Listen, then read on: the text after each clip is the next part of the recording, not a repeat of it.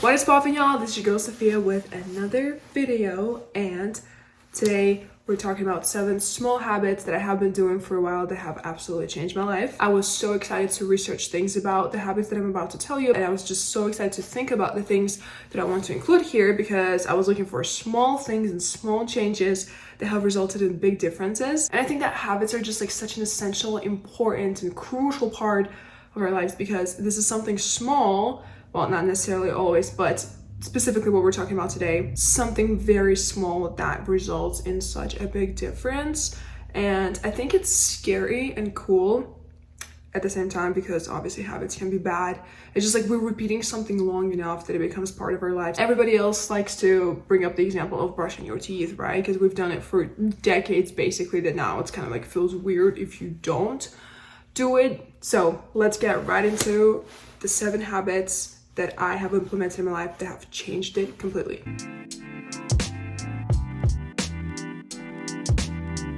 Number 1, taking your vitamins consistently without an excuse, rigorously, religiously every single day. I think our moods intervene into our daily lives. Obviously they're intervening into the process of like how we're doing things and whether we are doing them in the first place. I'm such a person, like if I'm super stressed about something, if I'm just like, unless it has like a super harsh deadline and it's not a personal project, if I'm too stressed, I'm not going to be doing it because my mind has so much control over what I am capable of doing in a single day. And I noticed that taking magnesium every single day, taking ashwagandha for cortisol management, so magnesium and ashwagandha for cortisol management and better sleep and stress management, coenzyme 10. I'm taking a mushroom complex to help with my focus and brain, some herbal supplements. I'm taking vitamin D. What else am I taking? I'm taking NAD supplements. I'm taking omega-3, I'm taking multivitamin complex for months. And I am not just telling you, I have been recording every single day this year that I've been taking them. I'm also taking things like collagen and like chlorophyll to just detox and cleanse my body. But I'm talking about these vitamins that have helped me with stress management. Stress management is so important for me and sleep is so important for me. I did not realize that until recently because now that it's been months that I've been taking them every single day, I understand that now I'm like waking up easier most of the time, still not every day, and just my day goes by so much better. Even if I am stressed, stress does not have as much influence on me. I think it's because the stress management situation, I think cortisol is so important. Cortisol is such an important hormone in your body. And I highly recommend you guys to not just like think about vitamins and buy vitamins just according to what you think you're lacking. Of course, it's perfect if you go to the doctors and you are taking, I believe they're called panel blood tests, that they're testing you on specific vitamins or minerals or nutrients that your body might be missing, and then you're going and getting vitamins according to what your body actually needs. I think that would be the most perfect scenario. I didn't do that, however. I just was like, hey, I straight up went to ChatGPT. I was like, hey dude, I am freaking tired, sick. I cannot do anything. I procrastinate. My brain just like cannot wrap. Like I just cannot do things. It's so hard to do the most simplest things, and like I am so stressed all the time. I literally just like gave it this huge prompt about my age, my weight, my gender, like everything. And it was like, hey, this is how much ashwagandha, but like make sure to get ashwagandha that has been KSM, like whatever, because it's clinically proven to work and is tested in laboratories and stuff like that. So I basically got a list of supplements that would help me with stress management, with mood management, with productivity, with anti-age2, by the way. And I've just been taking them every single day with very few exceptions for the past 3 months. And I can testify that the small tiny change of taking vitamins before I go to bed and when I wake up has made a huge difference in my life right now. Number 2, sleeping on your back. I was debating in my brain whether I actually want to include this or not because I feel like sleeping on your back is not a simple habit, not a simple change you can implement. my whole life, I have been a belly sleeper or a side sleeper. I'm talking about I wake up and like a side of my face is all covered in lines, and I cannot fall asleep unless I'm like sleeping on my stomach, or unless I'm like on my side / almost entirely on my stomach. Super weird. I have been sleeping like that since I was a child. Here's something interesting, and I'm going to tell you how it actually changed my life. About 4 weeks ago, I had my first extra piercings done in my lobes, and because like these ones I always had, but then I had these ones done, and so the lady who did them for me, she was like, oh, like now you have to sleep on your back if you want them to heal, not just if you want them to heal. It will be real uncomfortable if you don't sleep on your back. And I'm like, all right, sure. That was a torture for me to do. First 3 or 4 days, probably, it was the worst thing ever. But I had the factor in my body that was stopping me from sleeping on my side, because it was painful. I couldn't sleep on my side. It was painful. And then on top of that, 2 weeks after I got these piercings, I went and got new piercings, like right here, the third piercing in the lobe, and this one right here. So, and this one hits the cartilage or whatever, like I don't know how to describe it, but it like goes through the cartilage situation. And this one is much more painful than anything on my lobes. And it made me, basically, it kind of was just like, hey, if you didn't like sleeping on your back before, and you kind of could get away with going a little bit like this after a few days, like sleeping on kind of on your side, but not really, and now you can't. I kind of did it on purpose. I was like, oh, I'm gonna get more piercings so I can, not just because I wanted to sleep on my back, but also because I wanted more piercings, obviously. But I was like, on top of that, it will help me to like solidify my back sleeping habits. Here's the thing, before I got these done, something that I noticed that made me run back to the piercer and just be like, hey, let's get another one. When these little things healed a little better, and I was like, oh, let me sleep on my side, I didn't even sleep the whole night. I actually was sleeping on my back the whole night, and then I woke up like in the middle of the night, kind of like at like 4 a.m. or something, and I was like, oh, now let me like sleep on my side. So I literally slept on my side for like 3 hours. I wake up, I had the huge, see this like lines that I have here? I'm already genetically like disposed to have these, because like my father's side of the family has this like, this is their shape of faces, and they have this like lines very vividly, no matter like how old they are, basically since they're babies. So I'm already prone to this little things, and I wake up, I'm not kidding you, my face looked like this. 3 or 4 hours of sleeping on my side, literally, this is what I woke up like.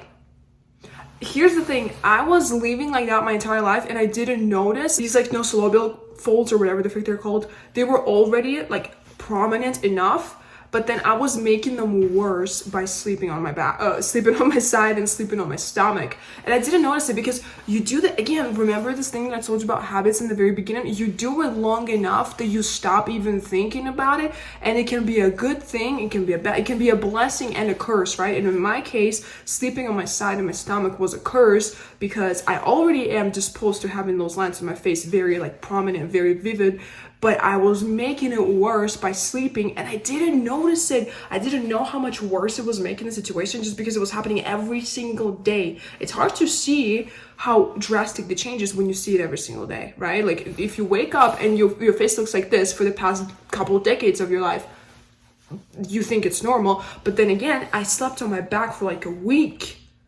They kind of went away. I also didn't notice that they kind of went away. And then one night, not even one night, 3 hours of sleeping on my side made my face look like this again. I was like, I'm never doing this again. I went and got more piercings done like a couple days later, and I've been sleeping. And yesterday night, it was actually really interesting. Yesterday night, I got in my bed and I like did my little heatless curls thing on my head, and I did my like sleeping mask. So I had my sleeping mask on, and I was under like a really fluffy blanket. You can see a side of it right here. It's very fluffy. It's from Minky Couture. It's like the best blanket ever. And I was sleeping on my back. I was the most comfortable I've ever slept in my life, which is wild to me because my whole life I slept on my sides, and like all of a sudden sleeping on my back is like more comfortable, and I feel so, I was just like, I felt so good. I didn't know I could do this after sleeping on my belly for freaking 20 plus years of my life. Are you kidding me? So if you are a belly sleeper like me, I highly recommend you to try sleeping on your back. And I promise after like a week or two of doing it, you can actually do it. It actually won't be a big deal for you. You just have to make yourself do it for the first couple of days. There are things you can do to help yourself get used to it and adjust a little better. If you want me to tell you about, I'll just put them in the comments. Just let me know if you need them. Number 3, oil pulling. And I hopped on the trend wagon when it was a thing on TikTok, back when I used TikTok, probably like 2 years ago or something. No, wait, 1.5 years ago probably. Wait, no, I don't remember when I saw it, but it was like a long time ago. And I was like, oh, let me do this. And I started doing it. Okay, I'm going to tell you something really crazy. I went to the dentist first time I went to a tooth cleaning appointment in the US and in my life, because I'm not from the US, and where I'm from, like, don't have this thing. It's like not a popular treatment that you would go to a dentist for.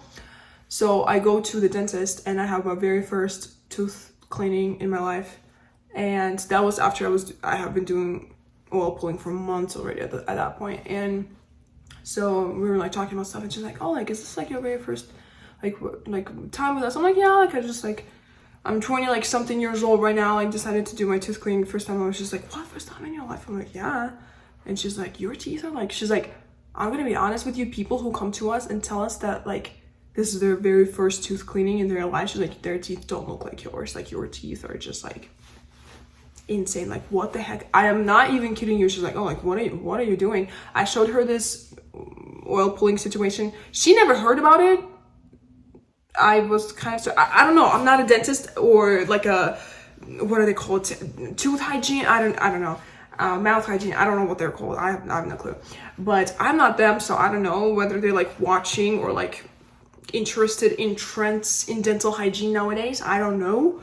But she never heard about it, and she's like a young woman. It's not like she's like 90 years old or anything, that she's like kind of like, anyways, she never heard about it. And she was like, I need you to tell me what it is and like show me what you get and where you get it. And I did. And I don't know if it's like entirely the oil pulling that made my teeth, first of all, it whitens them. It's not a marketing thing when you see on a lot of them that it says that it naturally whitens your teeth. It's not. As a naturally yellow looking teeth person, I can testify it does whiten your teeth. I cannot imagine my life without it.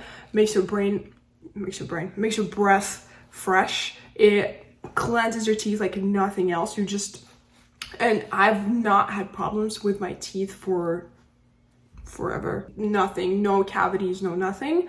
And coincidentally, this is when I started my oil pulling situation a couple of years ago. All right, habit number 4 is not going to bed with your hair just laying on your pillow. First of all, switch your pillowcases if you can to silk, and whether if you can or cannot, do not go to bed with your hair just out like that on your especially just cotton pillowcase. I'm pretty sure you can find videos, because I found videos of like girls comparing what a regular taking their hair strand and kind of like rubbing it onto the regular cotton pillow sheet surface, and then another on satin or silk, and like the difference is insane.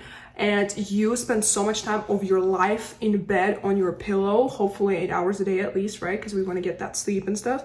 But imagine like what's happening with your hair if you happen, again, habits, they stack their effects on our lives. We just like live with them sometimes, and we like don't even understand that they might be harmful for us. And the same thing goes for cotton bed sheets. Switch to something else, and do not go to bed with your hair just like laying down like this, because there's so much friction going on overnight. You cannot control it.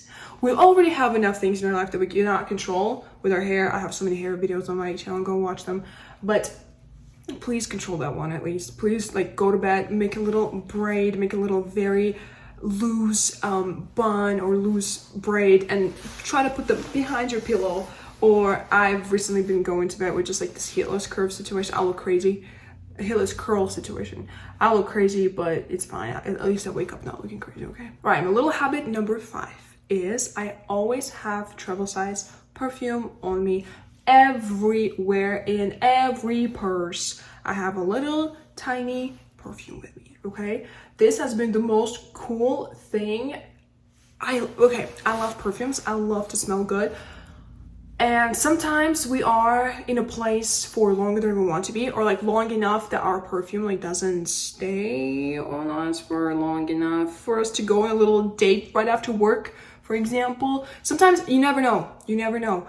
Sometimes you just have some of your friends just text you like, hey, like, do you guys want to hang out? Or maybe like some guy you've been like going out with is like, hey, like, I'm in town, do you want to like go out to eat or something? I don't know, things happen, right? So I think I personally found that having a little bottle of perfume is always a good idea. And there have been many times in my life before that I wish I had perfume on me, but I did not. So now I just have little Baccarat Rouge roller dupe in my backpack, and I have little tiny, there's Jean Paul Gaultier that I gathered at La Belle, I think it's called, and I have it in my makeup bag, like little thing, and I have Montal Deep Purple in another makeup bag. So like I have them everywhere basically, and so no matter where I go, like for example, if I'm at work for like hours in a row and I feel like I want that little spice up my look with a smell, always comes in handy, and I feel like I'm ready for something after work. Okay, habit number 6 is eye patches and eye roller, especially Korean eye rollers. Anything with kind of maybe a jade stone, maybe just this eye roller creams that come with this little roller situations. I don't know what they're made of, but they feel very cool on your skin, very cold, and this helps depuff and open up your eyes. It does help a lot. Probably the next thing that would compare to it is, maybe not the next thing, but the thing above that would compare to it on like a little hierarchy of what you can do with your body is probably getting like an eye lift or something. And probably the very next one would be losing fat in your face. And so out of all these 3, the one that's easily accessible to you and that you can use every day to your advantage is putting something cold on your eyes. It literally takes 5 seconds. I just got one not too long ago from TJ Maxx for like the ridiculous, like freaking like less than $10 or something, with retinol. It's like a little Korean eye roller, and I have a little jade stone in my freezer and my eye patches. They open up your eye, okay? So they depuff it and they open it up so your makeup looks better, okay? But it's just like your eyes look different and they look better, they look more open, and you know, sometimes, especially when you sleep on your belly and you sleep on your sides, when you wake up and you look like you had 3 bottles of vodka the night before and you don't even drink, helps a lot. Last little habit that I found absolutely love changing is taking care of your eyebrows and your eyelashes. I was actually, before making this video and even before putting this down, writing this down in my notes as something that I wanted to talk about, I was actually doing my own, some sort of like a social experiment with myself, of course, so I'm biased, but this is just what I've noticed, and let me know if you guys disagree or agree. The first thing that you notice about a person, specifically their face, or something that makes your sight, something that makes you stop where you're looking and like pause on this person for a couple seconds, is lashes and eyebrows. Do this experiment in your own life. See, like, go anywhere and like see what catches your eye first, or like what type of person will catch your eyes first. It will, in my case, it was always the person with full, 99% of the time, fake eyelashes and beautiful eyebrows. And I've always thought that about myself. That's why I always accentuated my makeup on like my eyes and my eyebrows, or at least most of the time that I do makeup, I do try to accentuate it on my eyes and my eyebrows, because I think this is my best feature. And I also think that it's also something that people will be looking at regardless, right? Because when the people are talking to you, or even when they don't know they're not talking to you, they're just looking at you, they're not looking at your mouth. Most likely they will look at your eyes first, and only then like go and like check out like other things. But first thing that captures the moment is your eyes and your eyebrows, and you have to take good care of them. And the small habits that you can implement in order to kind of keep up your little, I don't know, upper third face game, I guess you want to call it that, is first of all getting your eyebrows done. And I do that with eyebrow henna, and I don't know if you can order. I've brought mine from a different country, and I've had my little 3 bottles of eyebrow henna for years already. So but if you can find eyebrow henna, I would highly recommend it if you have dry skin. If you have oily skin, I would recommend you getting an eyebrow dye. I'm telling this as a person who actually went to school for doing eyebrows and dyeing them and whatever else. And so depending on your skin type, different kind of dye would be better for you. I'm using henna just because I have nothing else for now. So next time when I run out of henna, I will order eyebrow dye for sure. That's the first thing. Second, of course, pluck the hairs out if that's what you want. If you don't. But if you want your eyebrows to look more neat, to look more beautiful or whatever, go and pluck them once a week, once in 2 weeks. I do that once in 2 weeks probably. Regarding your eyelashes, honestly, when I lived in a different country, I would just go get my eyelashes done. 2 hours of my time and then a month of not even bothering about what's going on. Like, I don't need to worry about that whatsoever. Now I either use Blinkify or so like false eyelashes, and now I'm just using clusters, eyelash clusters. I don't have them all right now. I ordered new ones from Blinkify, and so I'm waiting for them because the old ones that I had, they had too much glue on them, so it's time for me to get rid of them. So now I'm just wearing mascara. But you can use castor oil on your eyebrows and on your lashes if you're trying to grow them. That will literally take you 2 minutes before bed, and that's it. Literally like 2 minutes before bed, if not less. You can apply it with a little special brush, or you can just apply them with a cotton swab or anything. And those little tiny tricks, just taking care of your eyebrows and eyelashes, can make a huge difference in the way you look, in the way you're being perceived, especially with the combination with the habit number 6 that I told you guys about. And if you don't remember, that was the depuffing your eye zone and making yourself look less swollen, and opening up your eyes using Korean rollers, or like eye rollers in general. They don't have to be Korean, of course, or jade rollers, or eye patches, or everything, all 3 combined together. It's not gonna hurt anyways. So those were 7 beauty habits, 7 little beauty habits that changed my life. And if you guys think that they are cool, or if there's something that you guys are taking away from this video, please let me know in the comments. And if you have some habit that you are a fan of and you think it's really cool and I should try, please let me know. I would love to hear what you have to say. And thank you for watching this video. Don't forget to subscribe to my channel if you want to, and I will see you in my next one. Bye bye.